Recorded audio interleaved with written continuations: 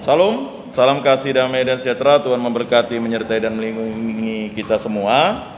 Terima kasih untuk kehadiran Bapak Ibu, saudara-saudari yang terkasih pada pertemuan kelima ya ini. Dari total, kalau anak-anak sudah pertemuan ke-7 kalau tidak salah. Bapak Ibunya sudah pertemuan yang kelima. Jadi pertemuan 1, 2, 3, 4, 5. Tidak terasa. Kemungkinan nanti sambut barunya itu sekitar tanggal 9 Oktober kalau tidak ada halangan. Ya, karena minggu ketiga Oktober itu ada perjalanan bersama untuk ziarah ke tempat ziarah Gua Maria Anjungan. Jadi misahnya sekali. Nah, juga diinformasikan untuk minggu depan itu diralat pastor tadi bahwa misa itu hanya 1 kali karena pembukaan bulan Kitab Suci Nasional.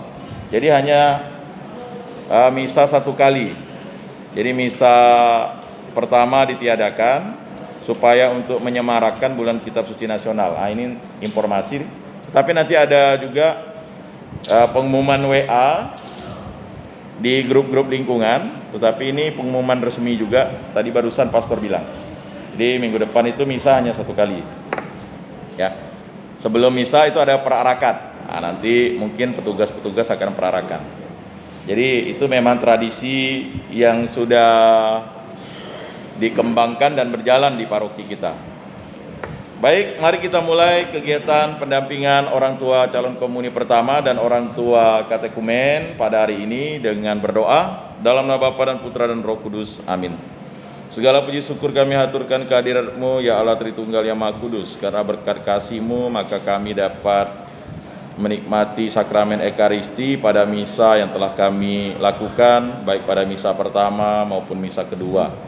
Kami para orang tua mempersiapkan anak-anak kami untuk menerima sakramen cinta kasih, sakramen Ekaristi. Semoga kami selalu dilindungi, diberikan kesehatan, diberikan kekuatan, diberikan ketabahan, diberikan kemampuan untuk selalu dapat mendampingi anak-anak kami, terutama dalam persiapan komuni pertama. Berkatilah kami para suami istri agar bersatu padu, hidup rukun, damai dan sejahtera dan kompak selalu dalam mempersiapkan untuk memberikan bekal suci kepada anak-anak kami yaitu sakramen Ekaristi dan juga bagi para calon katekumen yaitu sakramen pembaptisan. Berkatilah kami agar kami dihindari dari segala mara bahaya dan pulihkanlah kami jika kami ada yang sakit, salah satu pasangan atau kedua pasangan. Dan berkatilah kami agar kami terus menjaga cinta kami dan makin bertumbuh dalam iman, dan kami selalu setia dengan pasangan hidup kami berkat kasih karunia Roh Kudus-Mu. Semua doa ini kami serahkan dengan perantaraan Tuhan kami Yesus Kristus yang hidup dan beraja kini dan sepanjang segala masa. Amin. Dalam nama Bapa dan Putra dan Roh Kudus. Amin. Baik Bapak Ibu, saudara-saudari yang terkasih, materi pertama kemarin adalah bagaimana kita mempersiapkan diri berdoa pokok yang harus kita hafalkan dalam aktivitas kehidupan rohani kita setiap hari. Doa pokok itu sangat mudah jika sering kita lafalkan dan daraskan. Minimal lah dalam hidup kita itu dalam 1 hari kita mendaraskan doa pokok itu ya, kalau bisa memang mulai dari bangun tidur, makan pagi, pergi ke kantor, aktivitas, kemudian makan siang, lanjut lagi pulang, kita mendaraskan doa-doa pokok, lanjut lagi makan malam, kemudian tidur. Kurang lebih ada 7 sampai 8 kali ya. Tambah lagi ada acara-acara khusus ya. Misalnya ibadat lingkungan ya, semakin banyak kita berdoa, semakin kita dekat dengan Tuhan. Nah, itu pertemuan pertama. Doa-doa pokok yang pasti kita harus daraskan setiap waktu, setiap saat, yaitu doa yang diajarkan Tuhan Yesus, doa Bapa kami. Doa Bapa kami itu adalah doa yang paling mulia diberikan Tuhan Yesus kepada kita. Karena permintaan para rasul, Tuhan ajarilah kami berdoa. Tuhan yang mengajari umat manusia berdoa. Itulah doa Bapa kami. Banyak orang selalu ingin minta didoakan. Padahal doa Bapa kami itulah doa yang paling pokok. Tertimpa musibah, kecelakaan, kemalangan, minta jodoh, minta rezeki, minta sukses dalam pekerjaan, ya kan? Bisa bersabar, bisa memaafkan, bisa mengampuni. Wah, luar biasa tuh doa Bapa kami. Ya. Selanjutnya doa Salam Maria. Nah, ini doa Salam Maria ini bukan berdoa kepada Maria, tapi berdoa bersama-sama Bunda Maria. Doa ini adalah doa yang Alkitabiah, dan ini ada di dalam kitab suci. Ya. Jadi banyak orang ingin menggoyang iman Katolik, dia bilang kita berdoa kepada Bunda Maria, jadi menyembah Bunda Maria. Tidak. Kita tidak menyembah Bunda Maria, yang kita sembah adalah Allah Tritunggal yang Maha Kudus. Allah Bapa, Putra dan Roh Kudus, ya kan? Yang kita sembah. Ya. Allah Sang Pencipta. Ya. Ya, dalam Perjanjian Lama disebut Yahweh, Elohim, Adonai. Ya kan? Kita sebut dalam bahasa Indonesia Allah atau Tuhan, sama. Jadi kita jangan kena tipu lah sebagai orang Kristen atau orang Katolik. Ya. Jadi nama Tuhan itu tergantung bahasa. Kalau bahasa Inggris bilang God, kan begitu ya. Nah, jadi kita ini terkadang unik dan lucu begitu. Lalu ada yang mengklaim tidak boleh menulis nama Allah. Ya bagaimana tidak boleh? Ya kan, Allah itu kan nama Sang Pencipta. Tuhan nama Sang Pencipta. Sang Hyang Widiwasa nama Sang Pencipta. Jagat Dewa Batara nama Sang Pencipta. Ya kan? Tien nama Sang Pencipta. Allah nama Sang Pencipta. Ya kan? Jadi kalau manusia berkelahi tentang nama Allah, itu namanya manusia sudah hidup dalam kedosaan, kecongkakan, kesombongan. Dan akhirnya manusia itu menjadi manusia bodoh. Akar dosa itu adalah kemalasan dan kebodohan. Sebagai orang Kristen, orang Katolik itu jangan sampai kita ditipu-tipu. Lihat kalian itu menyembah Tuhan itu, ya Allah tuh beranak katanya. Ya. Jadi kita tidak pernah baca kitab suci, ya akhirnya kita menjadi lemah, menjadi tidak mampu menjelaskan nama-nama Allah itu, kan begitu. Jelas sebagai orang Kristen atau orang Katolik, ya jelas kita tahu siapa Tuhan. Dialah Yesus Kristus. Bagi orang yang tidak mau mengikuti Yesus, ya tidak akan mau paham bahwa Yesus itu Tuhan. Sampai dunia terbalik pun dia tidak akan percaya bahwa Yesus itu Tuhan. Bagi kita yang dibaptis, pasti yakin dan percaya siapa Yesus Kristus, dialah Tuhan dan Juru Selamat. Kalau orang masih menggoyang Yesus, ya tidak percaya Yesus, ya ikutilah Yesus. Kan kata Yesus, ikutilah aku. Setelah kita mengikuti Yesus, dibaptis, barulah kita berkembang. Tuhan tambahkanlah iman kami, kan? Jangankan begitu, Rasul Petrus saja masih bisa menyangkal Yesus, padahal sudah menjawab Yesus, siapakah aku ini? Engkau adalah Mesias, Sang Juru Selamat. Tapi dia masih menyangkal Yesus 3 kali. Sebelum ayam berkokok 3 kali, engkau menyangkal aku. Nah itu Petrus kan? Tapi Petrus bertobat. Bahkan Petrus mau lari dari Roma ketika Kaisar Nero membakar setengah kota Roma, mau melarikan diri dia. Lalu tiba-tiba ketemu Yesus. Mulai dia berkata kepada Yesus, Quo vadis Domine, mau kemana Tuhan? Lalu Yesus menjawab, mau disalib 2 kali gitu ya. Akhirnya Petrus bertobat kembali lagi. Jadi pertobatan itu, iman itu memang naik turun kayak gergaji gitu. Tapi pada titik puncaknya nanti kita harus konsisten terhadap itu. Makanya doa-doa itu kita daraskan. Berikutnya doa kemuliaan. Ya, 3 doa pokok ini memang doa yang memang harus hafal di dalam kepala, bukan di luar kepala. Kalau di luar kepala pakai teks, ya kan? Nah, di dalam kepala kita gitu. Mudah sebenarnya.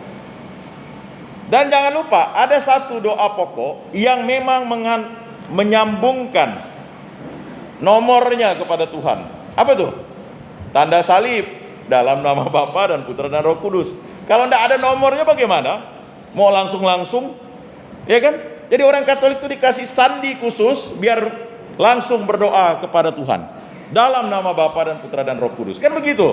Handphone jak punya nomor, saya mau ngomong ke Pak Bambang, masa langsung lewat telepon, Pak Bambang halo, kan tidak mungkin.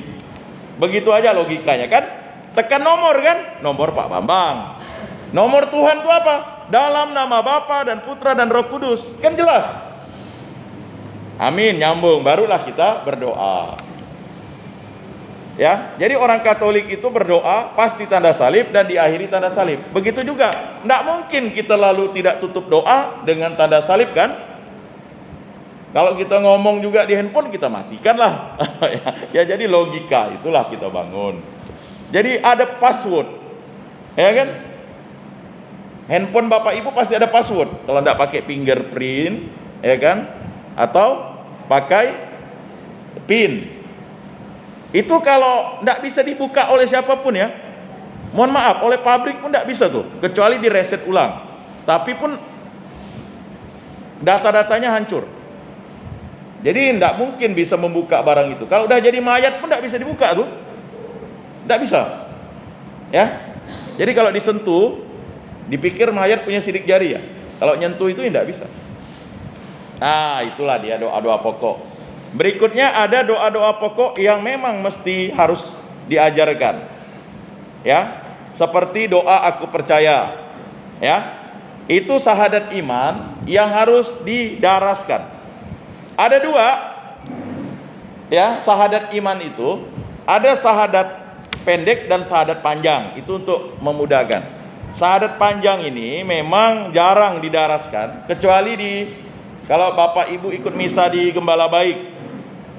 Ya, itu biasanya di Mada Bakti itu ada diajarkan itu, ya di 115, 116. Mungkin nanti kalau keliru coba dicek.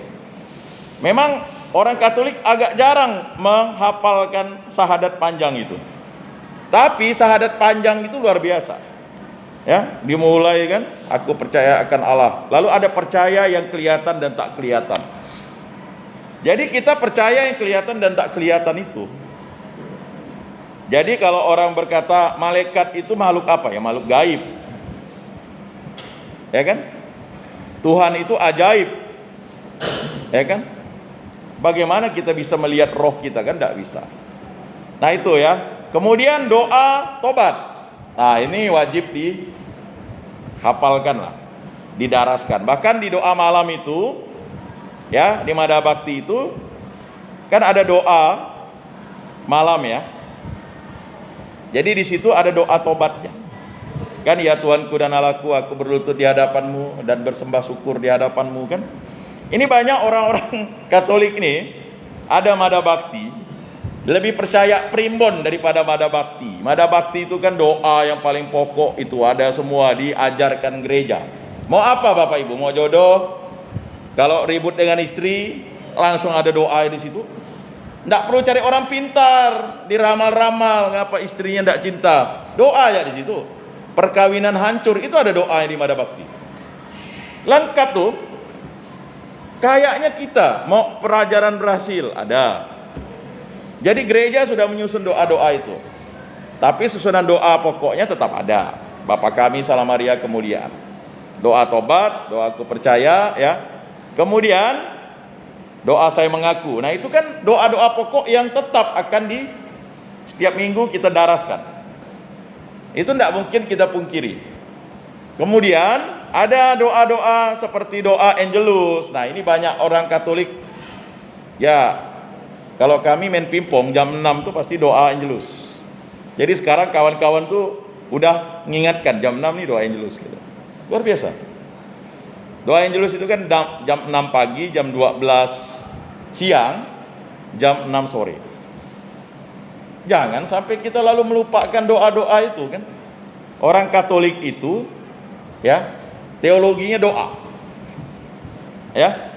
Jadi teologi orang Katolik itu teologinya doa. Tuhan hanya sejauh doa. Doa itu berbicara kepada Tuhan. Komunikasi atau jembatan apa untuk bisa berkomunikasi dengan Tuhan? Ya doa. Doa. Ya kan, pray. Ya. Nah, Bapak Ibu, itu pertemuan pertama. Nah, pertemuan kedua kemarin membahas tentang 10 perintah Allah. Jadi pertemuan kedua, ketiga, keempat itu ya, kemarin sudah pada implementasi ya. Banyak orang Katolik ini lupa 10 perintah Allah. Tuhan bersabda, akulah Tuhan Allahmu. Yang bersabda itu akulah Tuhan Allahmu. Yang pertama, jangan memuja berhala. Berbaktilah padaku saja dan cintailah aku lebih dari segala sesuatu.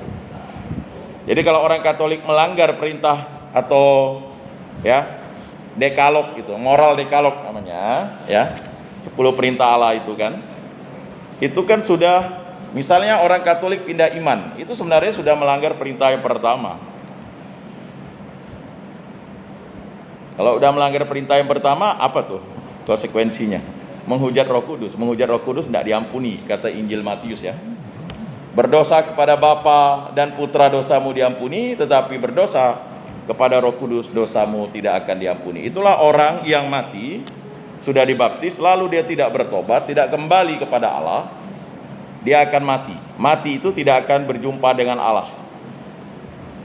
Hidup itu akan berjumpa dengan Allah. Nah, ini memang konsekuensi logis bagi orang yang dibaptis. Maka ketika dibaptis, kita itu dimateraikan selama-lamanya, dimateraikan. Kalau sakramen perkawinan itu kan matrimonianya atau kontraknya sampai maut memisahkan. Ya kan? Sampai maut memisahkan. Kan enggak janji seumur hidup. Kalau seumur hidup itu kan berarti bapak ibu enggak kawin nanti kalau misalnya istrinya atau suaminya meninggal gitu kan. Enggak. Kan seumur hidup itu kan seumur hidup bapak dan ibu. Banyak orang Katolik itu agak keliru mengartikan seumur hidup tuh. Ya kan? Sampai maut memisahkan. Bukan dibunuh. Kalau dibunuh dibatalkan, dianulasi. Nggak bisa. Invalid namanya kata. Kalau yang menjadi saksi perkawinan itu dijelaskan oleh pastor ya. Invalid namanya. Jadi kalau bapak ibu berbohong, bapak sudah kawin misalnya dulu, kawin gereja misalnya di negara Zimbabwe. Negara Zimbabwe itu Pastor Pio yang tahu.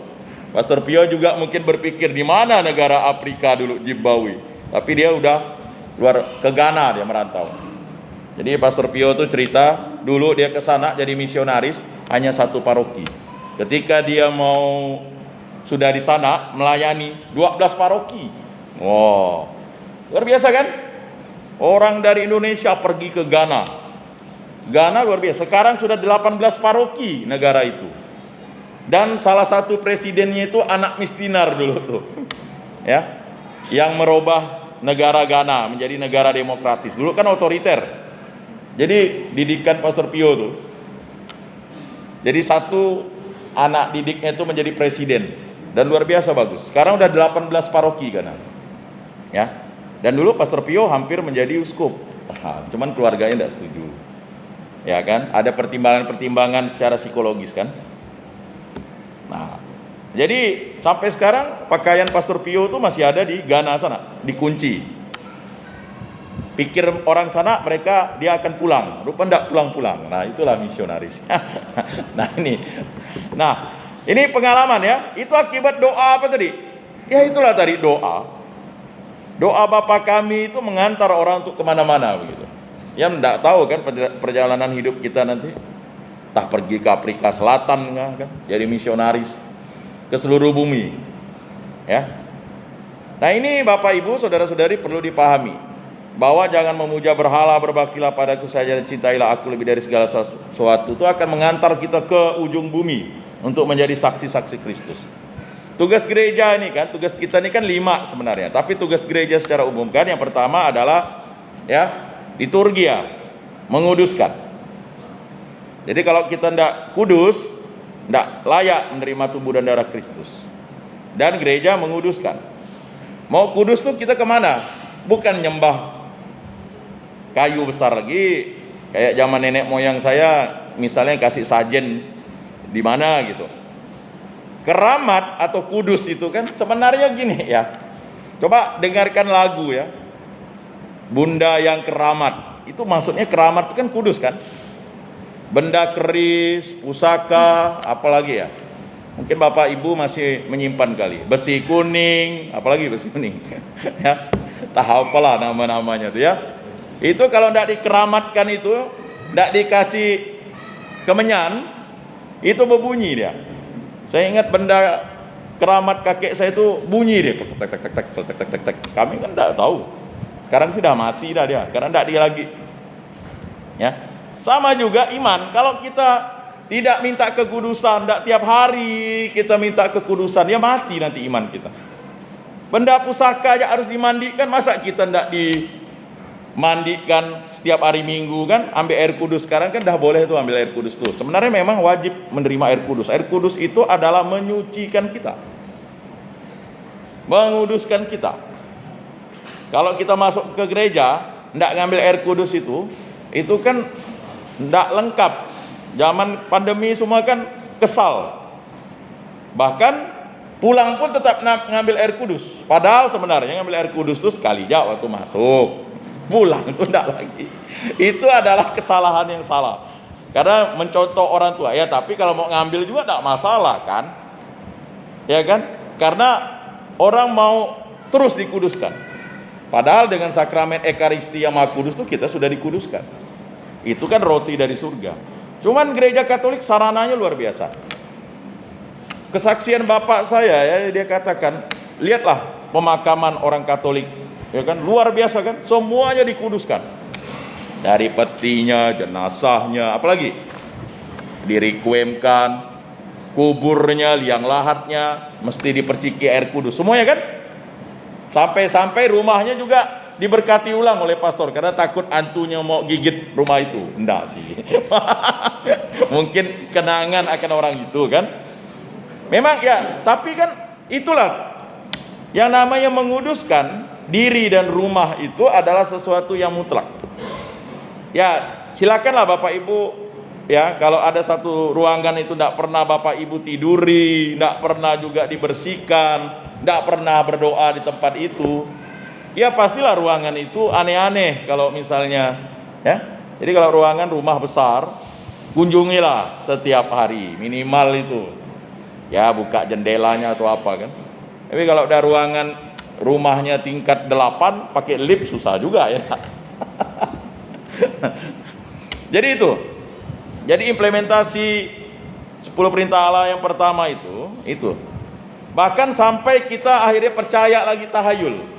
Misalnya kayak dulu ya, ada daun krokotio, penangkal kejahatan katanya. Daun krokotio, tahu ya? Daun krokotio. Kecil-kecil daunnya, taruh di atas itu. Karena kita nih masih hidup di aliran animisme dan dinamisme. Jadi orang di Kalimantan nih masih hidup dalam kepercayaan leluhur. Jadi imannya itu masih butuh pertumbuhan ya.